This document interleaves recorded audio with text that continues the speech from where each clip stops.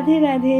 আজ রাধা অষ্টমী আর আমরা সবাই আজ উপোস করেছি। আর এই যে দেখো আমার দীক্ষার দিন যে মালাটা আমি পরেছিলাম, আজ সেই মালাটাই পরে নিয়েছি। আর এখানে মা সমস্ত কিছু রান্নাবান্না করে নিচ্ছে, যেগুলো রাধারানীকে ভোগ নিবেদন করা হবে।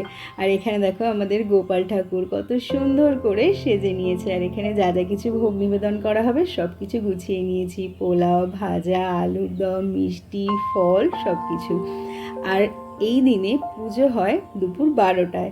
তো মা দেখো এখানে পুজোয় বসে পড়েছে, কিন্তু আজকের আরতিটা কিন্তু আমার বোন করেছে। এরপর পুজো শেষ হলে ভোগ নিবেদন করে আমরা কিছুক্ষণ একটু বাইরে অপেক্ষা করলাম, আর তারপর সবাই মিলে প্রসাদ পেয়ে উপোস ভঙ্গ করলাম। আর তারপর ঠাকুরঘরটা একটু গুছিয়ে নিয়ে তারপর নিচে চলে এলাম। আর মা বললো আজ একটু আলতা পরতে, তাই একটু আলতাও পরেছিলাম। তো আজকে দিনটা তো আমি এইভাবেই কাটালাম।